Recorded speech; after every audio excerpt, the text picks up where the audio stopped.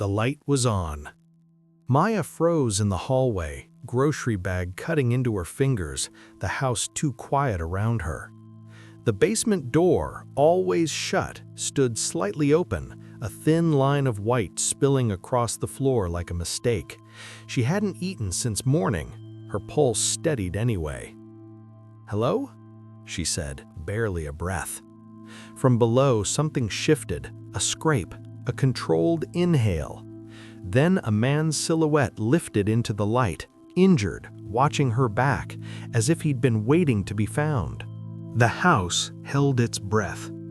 Night pressed against the windows, the ocean beyond reduced to a low, constant hush. Maya closed the door behind her with care, setting the grocery bags down softly, as if sound itself might tip something fragile. Her fingers ached from the handles. Hunger sat low and quiet, folded into routine the way it always was.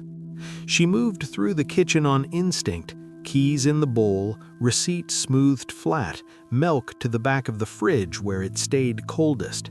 She didn't turn on more lights than she needed. The house preferred restraint. That was when she saw it. A thin line of white leaked from beneath the basement door. Maya stopped. The light didn't belong there. The basement was never lit, not at night, not ever. The agency contract didn't say forbidden, just unassigned. She'd honored that line without effort. Boundaries kept things clean.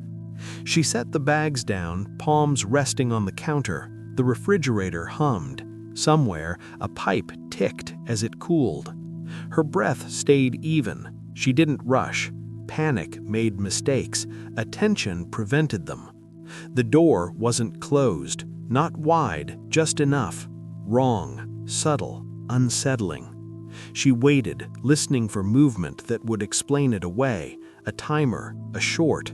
The house offered nothing. "Hello?" she said. The word barely disturbed the air. No answer. Maya stepped closer and nudged the door with the side of her foot, opening it a fraction more. She didn't cross the threshold. She never did. The stairs descended into shadow, the light coming from below, harsh against concrete. At the bottom sat a man, still, upright, back to a support beam as if it had been chosen. His shirt was dark at the shoulder, dried blood pulling it stiff. One hand rested on his thigh, fingers curled like they'd been told to wait. The other lay open, empty. He didn't flinch. He looked up. The pause stretched, not empty, but weighted. Maya cataloged without staring, the angle of his breathing, shallow but controlled, the way his eyes tracked her shoes, the doorframe, her face, the absence of panic. He was injured. He was conscious. He was deciding. So was she. "I didn't know anyone was here," she said. It wasn't an apology. It wasn't a question. His mouth moved as if to speak, then didn't. He swallowed instead, jaw tightening, pain passing through him and leaving discipline in its wake. He stayed seated. He didn't ask for help. He didn't tell her to leave. Access, Maya realized, was a strange thing. She had it. He didn't. She stepped back half a pace, keeping the door between them like a line neither had named. "I'm going to call for help," she said calmly, "unless you tell me not to." Another beat. "Don't," he said. The word was low, measured, not command, request dressed in restraint. Maya watched his eyes as he spoke. They didn't beg, they weighed. "Why?" she asked.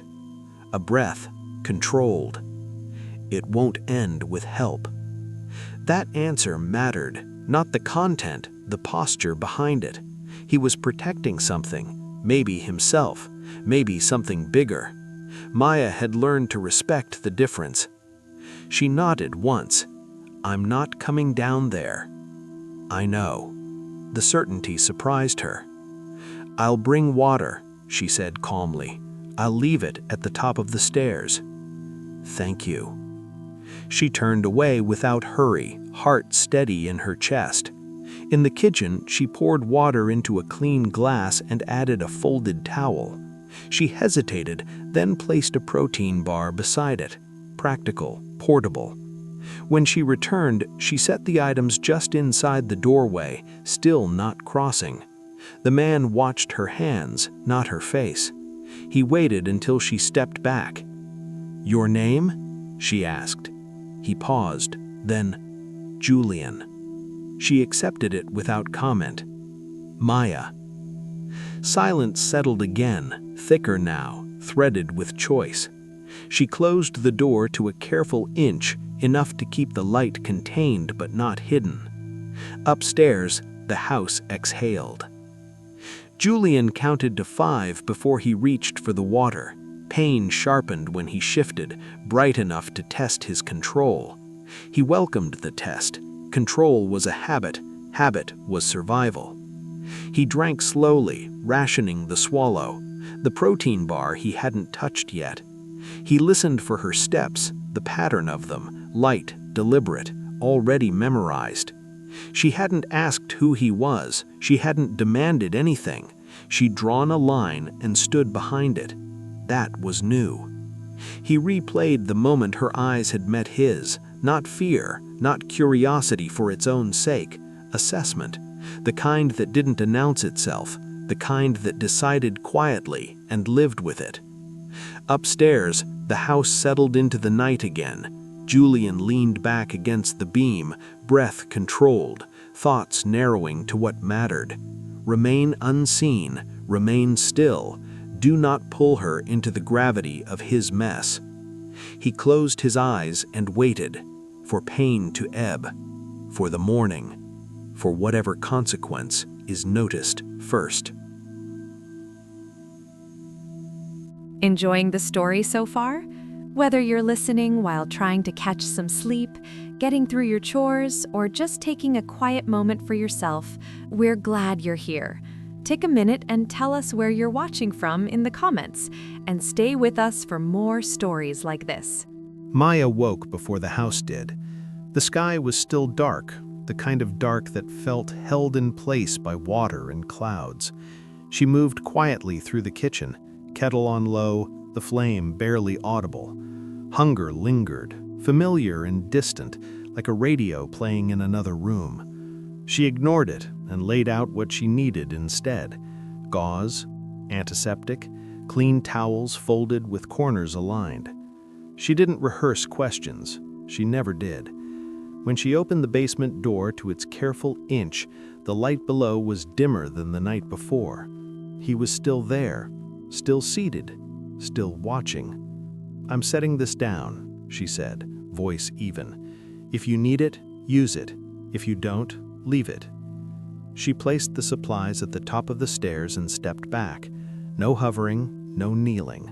She kept her distance the way she'd learned to, close enough to matter, far enough to stay herself. He nodded once. All right. That was all he offered. She accepted it. Maya poured herself a cup of tea and didn't drink it. She held the warmth between her palms instead, grounding. Her movements were small, economical. She washed an apple, sliced it, ate half, and wrapped the rest. She was aware of the symmetry. What she rationed, he rationed. Control wore many faces. When she returned, he was on his feet, barely. One hand braced against the rail, the other pressing into his shoulder where the blood had darkened again. He didn't ask for help. He waited until the worst of the pain passed, breath controlled, jaw set. "Don't come closer," he said, not sharply. "I wasn't going to." She set the glass down again, replaced the towel, and added a packet of crackers. She didn't comment on the blood. She didn't ask how it happened. "Thank you," he said, after a beat. She nodded. "I'll be upstairs." The door stayed open an inch. Julian measured her absence by sound. Footsteps receding, cabinets opening and closing, the kettle's low click. The house accepted her the way it accepted weather, without fuss. He took the antiseptic and worked carefully, methodically, each movement costing against pain. He had done worse with less. His phone vibrated once in his pocket. Static hissed when he lifted it, a faint interference that prickled along his skin. No signal. That was the point. He powered it down again and tucked it away, gaze flicking to the door. The light hadn't changed, neither had the line she'd drawn. Variable, he thought, not a savior. She hadn't asked his name again. She hadn't asked for leverage. She'd given him options and kept her own. That mattered. Exposure here wouldn't just end him, it would drag her into consequences she hadn't agreed to carry. He saw it clearly now. Her quiet wasn't indifference, it was a boundary. Pain crept back in, sharper this time. He sat again, let it pass in waves. When he closed his eyes, he pictured routes and contingencies, the list narrowing to a single condition: keep her untouched by fallout. He opened his eyes to see a plate at the top of the stairs. Protein, bread, something warm wrapped in foil. He didn't reach for it immediately. Maya stayed upstairs longer than she needed to. She cleaned what was already clean, wiped counters she'd wiped the night before. Hunger tugged again. She answered it with water. Presence didn't require commitment, it required steadiness. She'd learned that early, too. Mid-morning light filtered in, pale and thin. The ocean sound lifted, then fell. She passed the basement door twice without stopping. On the third pass, she set the plate down, the foil still warm. "I'll be back later," she said to the space. "If you need more, leave the glass." "Understood," came the reply, low from below. She paused, not to speak, just to listen. His breathing had an edge now, controlled but tighter. She filed it away without comment. Upstairs, she ate the other half of the apple. She chewed slowly, mind clear. This wasn't kindness, it was a choice. Julian waited until her steps faded before he stood again. He took the plate, ate deliberately, stopped when the pain flared, and resumed when it eased. He left the glass where it was when he finished. A signal. Not need, not yet. He leaned back against the beam, eyes on the stairwell. Silence settled, not empty, but functional. He understood the terms without them being spoken. Silence equaled safety. He would keep it. The call came mid-morning, cheerful and wrong. Maya had just finished rinsing the sink when her phone buzzed against the counter. She dried her hands before answering. Habit. Boundaries. "Miss Ellison," the woman said, voice bright with practiced efficiency. "This is Rachel from Sterling Residential. We're in the area today and scheduled a quick walkthrough of the Westport property. Shouldn't take more than 30 minutes. Maya felt the shift before she felt fear, a narrowing, focus. "I don't have that on my calendar," she said. "Oh, it's unannounced," Rachel replied lightly. "Compliance thing. We'll be there in an hour." The line went dead. Maya stood still, listening to the house absorb the news. The ocean lifted its voice and set it down again. She turned toward the basement door, still holding to its careful inch. "Inspection," she said, into the space. 1 hour. Julian was at the bottom of the stairs when she nudged the door open. He'd moved closer sometime in the night. The blood on his shoulder had darkened again. His eyes sharpened as she spoke. Calculation flickered and settled. "Tell them it's storage," he said. "Tell them it's off limits." "I won't lie," Maya replied. The words landed clean. No apology, no heat. His jaw set. "This isn't about lying, it's about keeping you out of something you don't want." She took a step back, keeping the door between them. "You don't get to decide that." A beat passed. The house listened. "Deny the basement exists," he said, firmer now. "They won't push." Maya shook her head once. "I won't say something that isn't true." "You're choosing principle over safety," Julian said. "I'm choosing myself," she answered. "There's a difference." He exhaled through his nose, controlled. "Then offer something else." She considered, not long. "You move." Upstairs, guest room. They won't inspect occupied space without notice. That puts you closer to the fallout. It puts me honest." Another pause. He waited. She could see the edge where protection curved into command, where he'd learned to move people by narrowing their options. He met resistance with stillness, then tried again. "Listen to me," he said quietly. "If they see you protecting something you can't explain—" "I'm not protecting you," Maya said. "I'm protecting my job and my name." Silence stretched. His gaze searched her face for leverage and didn't find it. "All right," he said, at last. "Give me 10 minutes." He turned away without waiting for consent. The assumption bristled and then settled. This wasn't a request, but it wasn't a command either. It was urgency dressed as habit. 10 minutes later, Julian stood at the top of the stairs. He moved carefully, favoring his shoulder, pain pulled tight and hidden. He wore a jacket he hadn't worn the night before, dark and unmarked. His presence altered the air. The house recognized him the way buildings recognize weight. Maya pointed to the guest room. There. He went, saying nothing. At 11 sharp, a sedan rolled into the drive. Rachel stepped out with a tablet tucked to her chest, smile ready. "Thank you for accommodating on short notice," she said. Maya led her through the rooms with efficient calm, clean lines, quiet spaces. She answered questions without volunteering anything extra. When they passed the guest room, she didn't slow down. "Occupied?" asked Rachel. "Yes," Maya said. Rachel nodded, checked a box, and moved on. It was over in 27 minutes. When the car pulled away, Maya exhaled for the first time since the call. She turned to find Julian standing in the hall, phone in hand. He delayed their next pass, 6 weeks. She stared at him. "You called someone?" "Yes."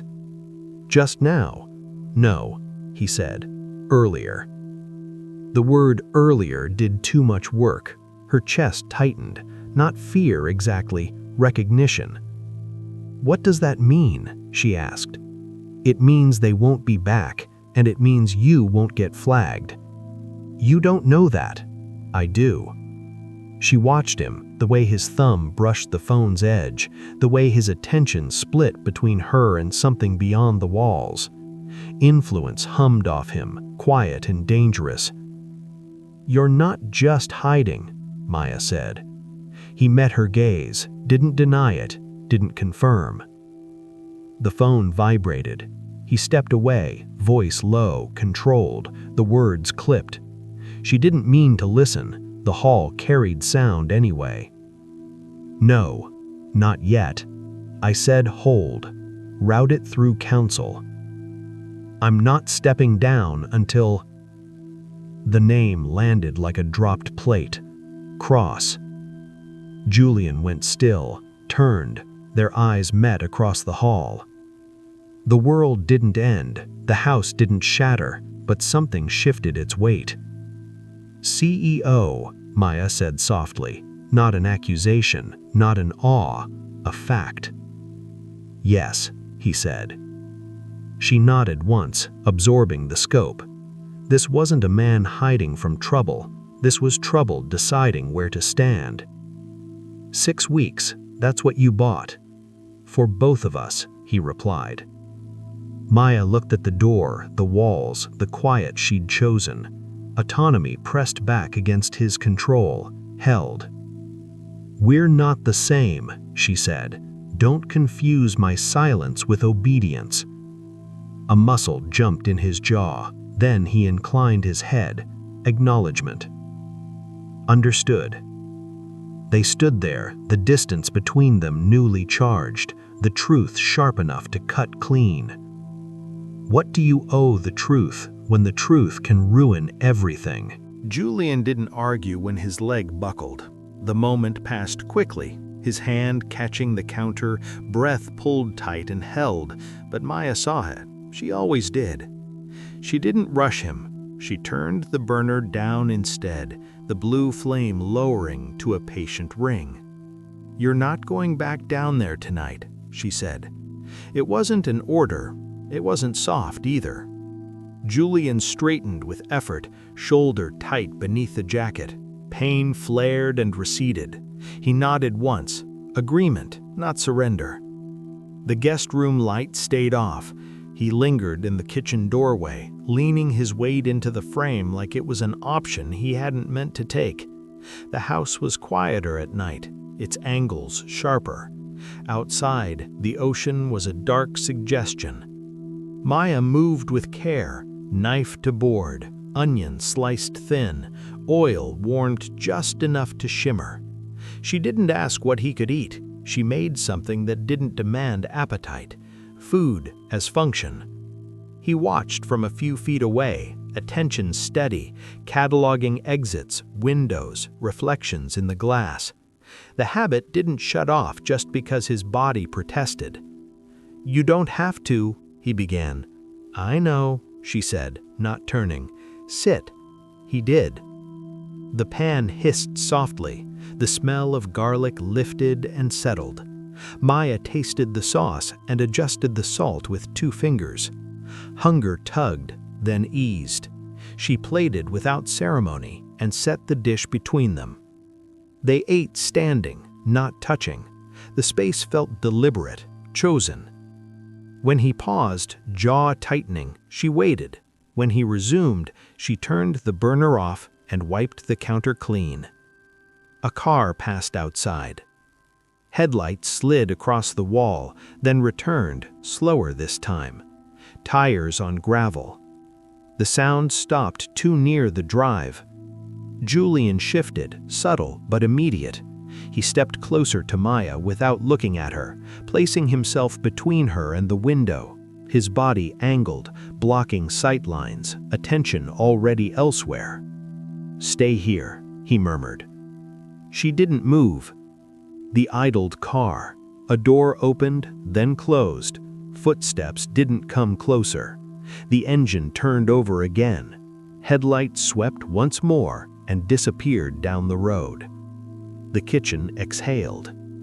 Julian stayed where he was a beat longer than necessary, then eased back half a step. Control returned to its sheath. "Neighbors," he said. "Maybe," Maya replied. He reached for his phone, fingers moving with practiced efficiency. Screen dimmed, messages drafted and unsent. He checked timestamps, a map cached offline, and a note that read like coordinates.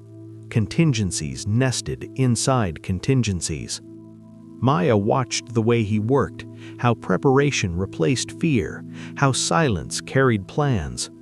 She noticed, too, the pattern she hadn't named until now, how he always positioned himself first at thresholds, how doors ended up behind him, not her. "You do that," she said, quietly. He looked up. "Do what?" "Stand in front of the doors." A pause. He considered whether to deny it. Didn't. "It's a habit," he said. "From what?" "From not being surprised." She nodded. The answer was enough. He pocketed the phone and leaned back against the counter, breath measured. Pain crept in again, visible only in the way his shoulders tightened, the way he chose stillness over motion. "Sit," she said again. He did. Maya rinsed the pan and set it to dry. She didn't touch him. She didn't ask to. Presence remained a line she respected. The night settled. The house held. She met his eyes across the small table. "Who's looking for you?" The question landed clean, without demand. Not "who are you?" Not "what did you do?" The future, not the past. Julian held her gaze. Weighed what truth could cost, what silence could break. "People who don't like being exposed," he said. Maya accepted that too. She rose, turned off the last light, and left the space between them intact, close enough to feel, far enough to choose.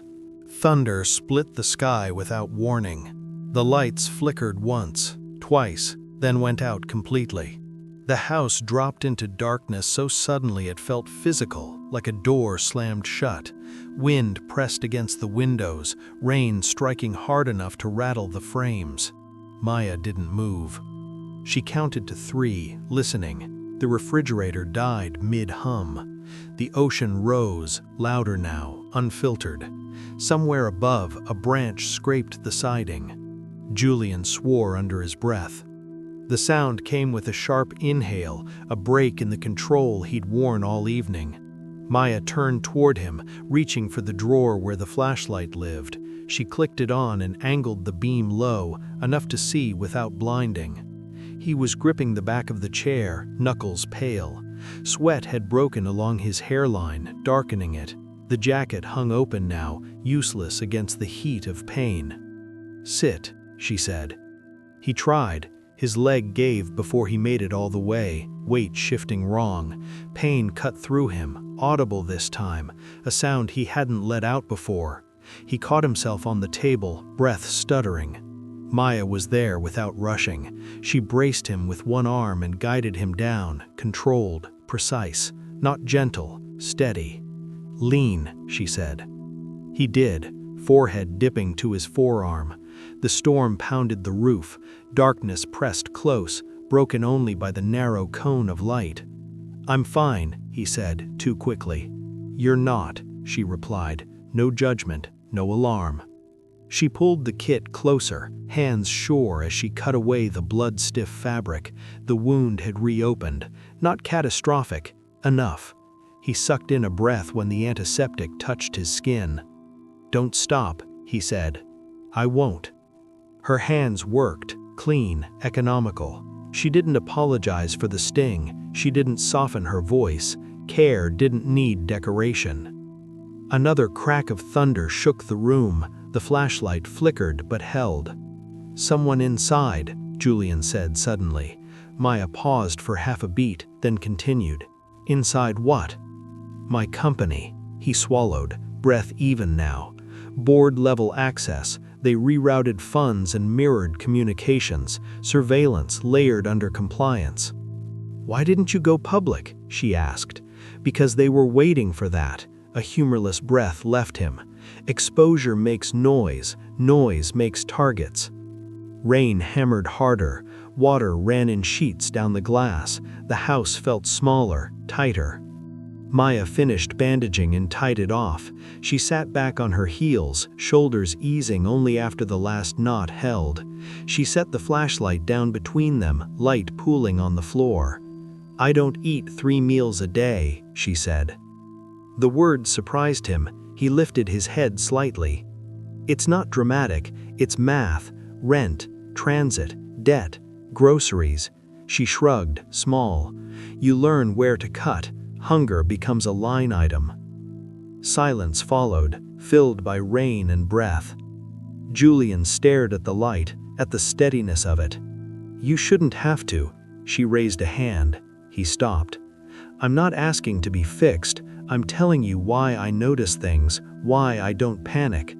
He nodded once, respect, not pity. Another wave of pain hit him. He leaned back, eyes closing, jaw clenched. Control thinned but didn't disappear. It shifted. "The evidence," he said. "It's not here." Maya waited. Cold storage, encrypted. He opened his eyes and looked at her. "If I don't make it out of this house, you will," she said. He held her gaze. "If I don't," he repeated. "There's a locker at Union Station, left side, 3rd row. The key's in my phone case. Instructions are written, not digital." The storm roared, then eased, then roared again. Maya absorbed the weight of what he'd handed her, not the location, but the trust. She didn't promise anything. She didn't refuse. "We crossed something," she said quietly. "Yes," replied Julian. Neither of them reached for the other.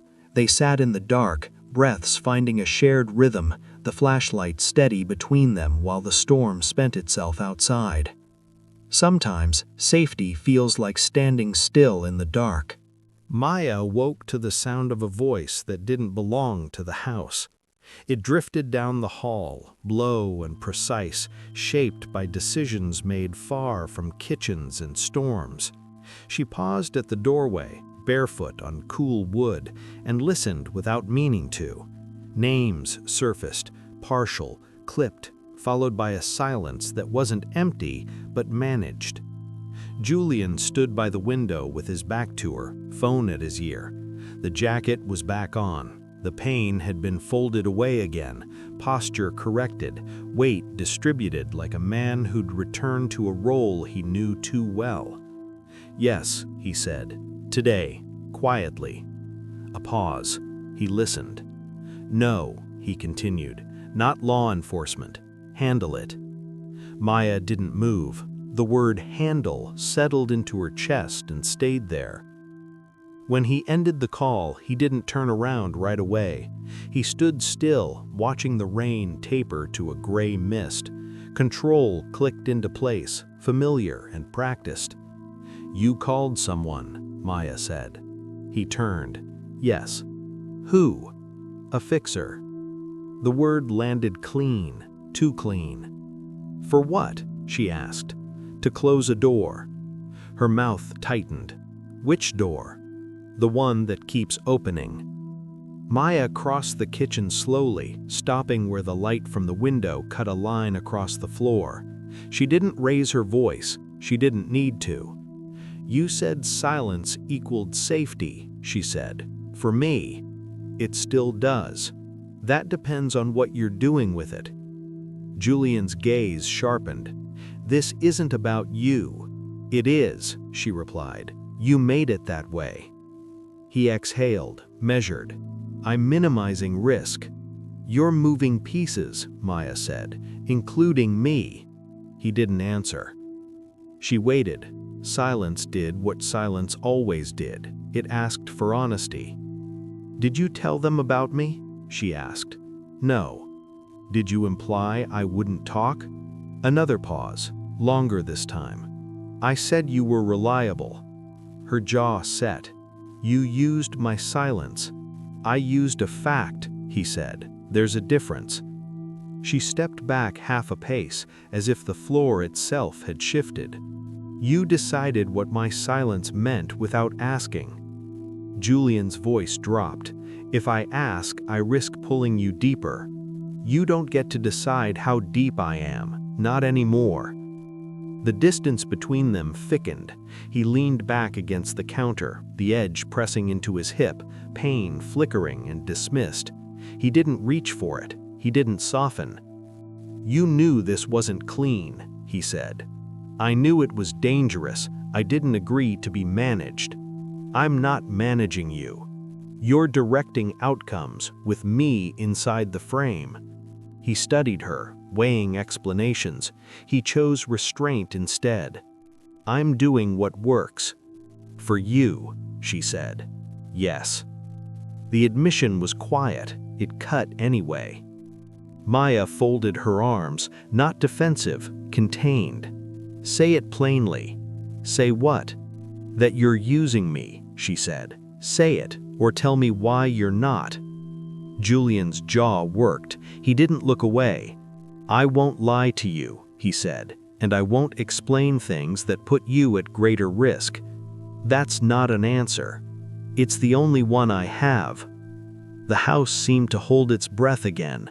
Rain ticked softly against the glass, distant now, almost polite. Maya nodded once, acceptance without agreement.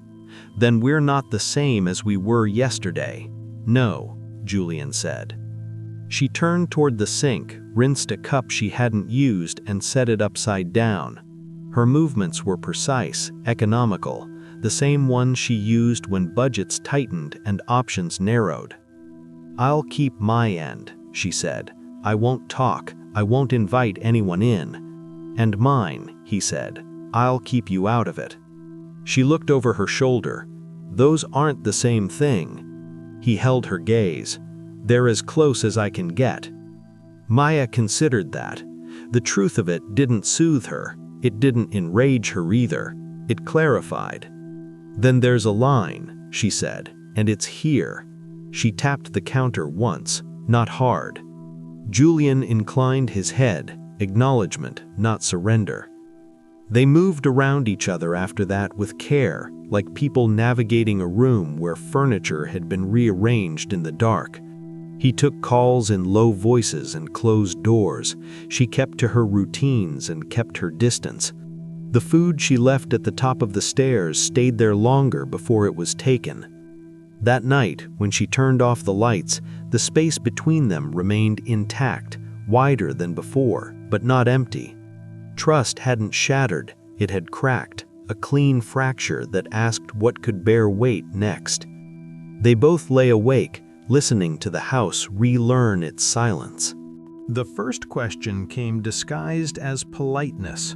Maya was restocking the hall closet when a man she'd never seen before knocked. Too early, too confident. He wore a pressed jacket that didn't belong on a coastal back road and smiled like someone who'd practiced it in a mirror. "Morning," he said. "I'm with a consulting firm doing a routine verification for Sterling." Maya didn't move aside. "Sterling doesn't send consultants without notice." The smile flickered, recovered. "It's informal." "So is my answer," she said. He glanced past her shoulder, as if measuring the house by eye. "We're just making sure everything's as reported." Maya leaned an inch into the doorway, blocking his view. "Then you're all set." A beat. He tried again. "You've had company?" "Only my plants," she said, "and they're terrible conversationalists." The man laughed, too loud, too quick. "If anything comes up, it won't," Maya said, and closed the door with a firmness that required no extra force. Inside, her heart steadied. She walked to the kitchen, poured water, and drank half. The math shifted. Someone was circling closer than before. Upstairs, Julian felt it too. He was halfway through a call when the line hissed, static, blooming like heat. He ended it and set the phone down, jaw tight. The fixers were losing ground. The numbers were bleeding into places they couldn't be contained. Silence had worked, until it didn't. Maya found him at the table with a legal pad, writing by hand. Dates, names, arrows, a map of cause and consequence. "You look like a man planning a confession," she said. He didn't smile. "I am." She took the chair across from him. "To who?" "To everyone." That earned a small breath from her, half laugh, half disbelief. "That's ambitious." "It's necessary."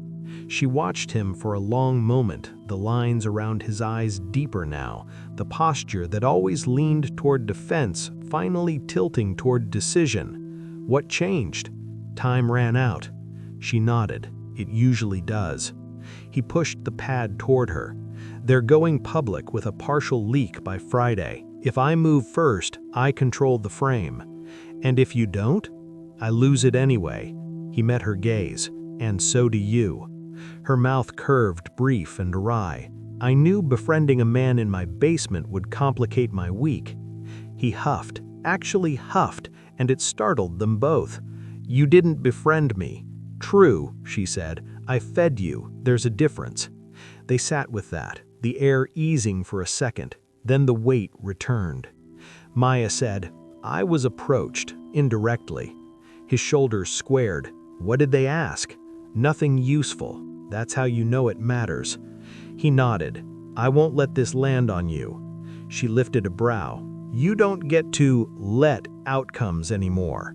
A corner of his mouth tipped up. "I'm learning." He closed the pad and folded his hands. "I'm turning myself in publicly. Statement, evidence, the whole thing." "When?" "Tomorrow." Maya's chest tightened, then steadied. "I'll be here." He searched her face.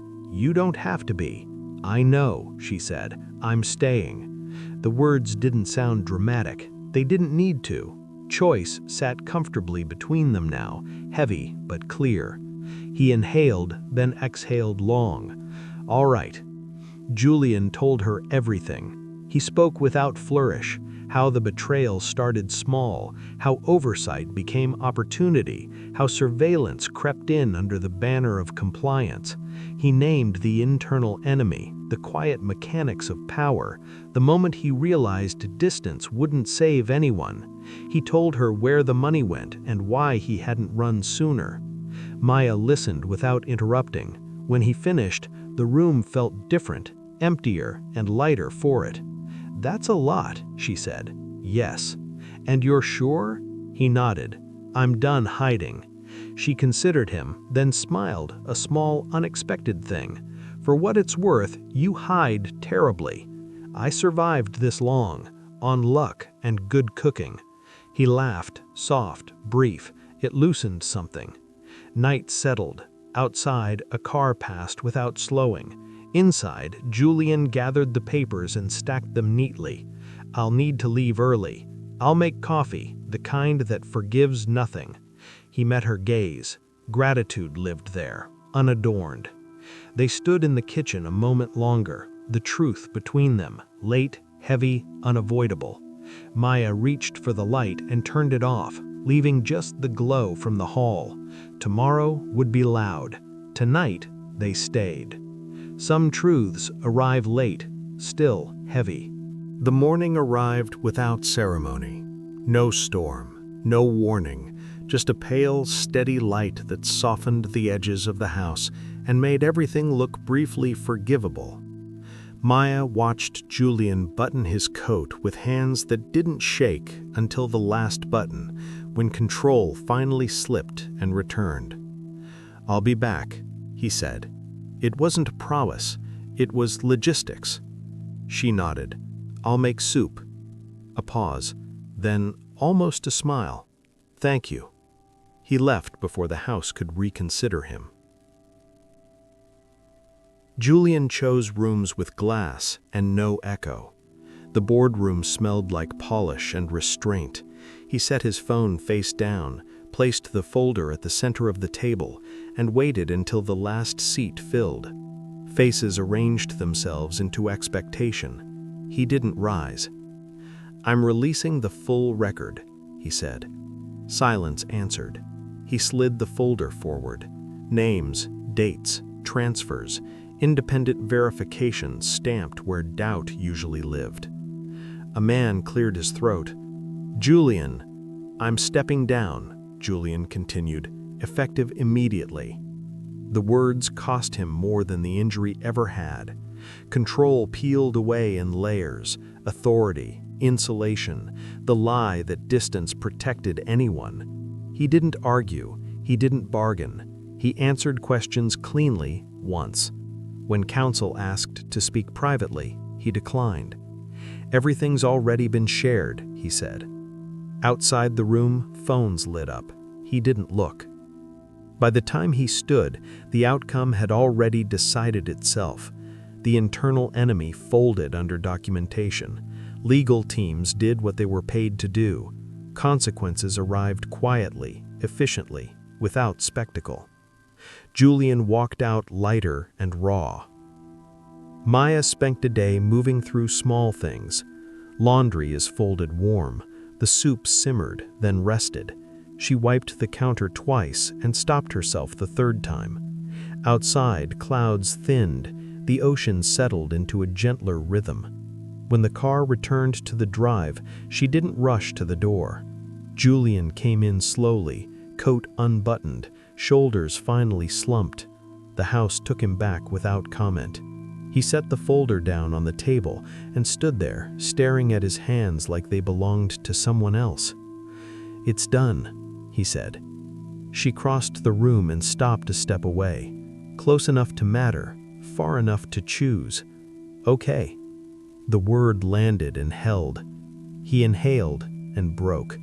It wasn't loud, it was the absence of effort. His shoulders dropped, breath hitching once before he caught himself on the chair. He covered his face with his hands, fingers splayed, and stayed there. Maya waited. When his hands lowered, his eyes were red-rimmed, unfocused. "I don't know who I am without it," he said. She tilted her head. "You're the man who stood up." That feels thin. Give it time." He nodded, a small, grateful motion. His fingers loosened, unclenched for the first time she'd seen. He rested them on the table, empty. They stood together, the quiet rearranging itself around them. Outside, the last of the weather moved on. Sunlight cut across the floor in a clean line. Maya walked to the basement door and opened it fully.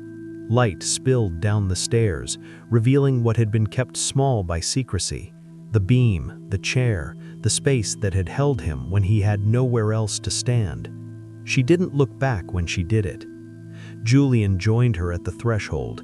He didn't descend. He didn't need to. "I'm not staying because you need help, and not because I owe you.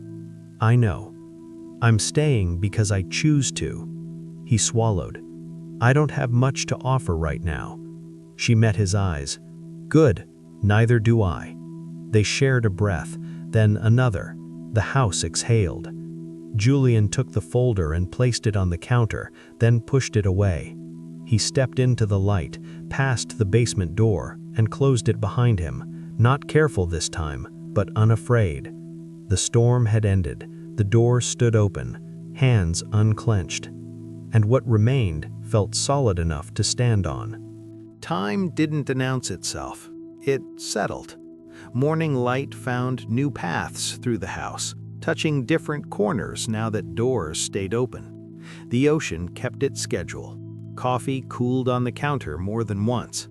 Life learned how to move without bracing.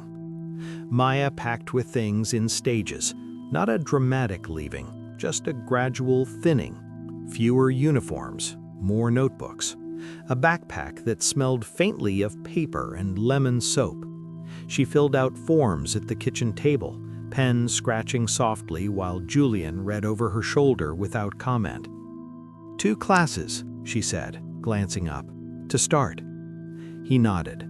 That's wise. She smiled at the word wise and wrote her name again. Julian's days grew smaller in a way that felt intentional.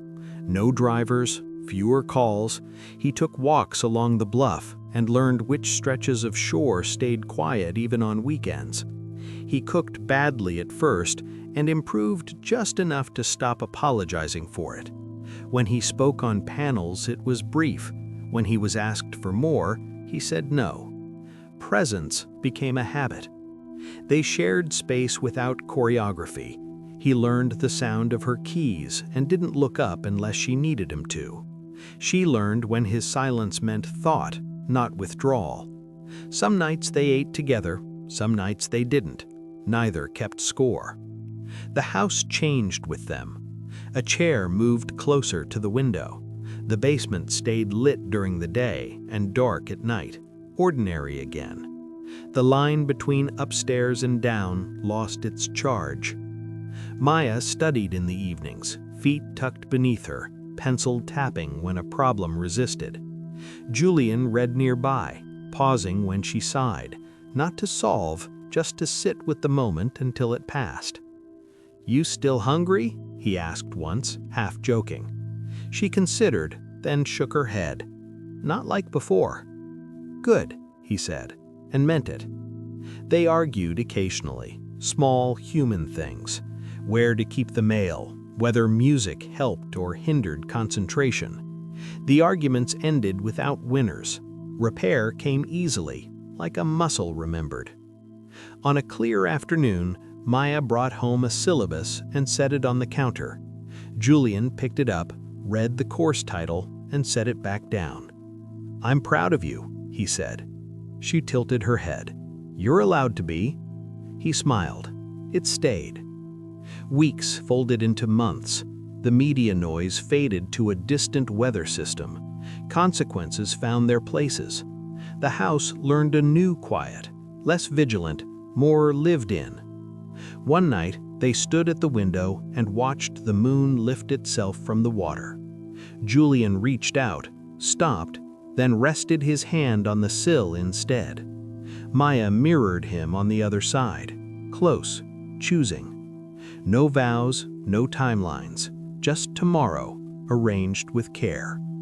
Some love doesn't arrive loudly. It stays. Hey you, my fellow story family. Thank you for staying with us till the very end. We'd love to hear how this story made you feel. Would you have done anything differently? What did it teach you? If this story mirrors a season of your own life, feel free to share it with us in the comments. Stay close to this channel for more stories that speak of strength, love, and hope.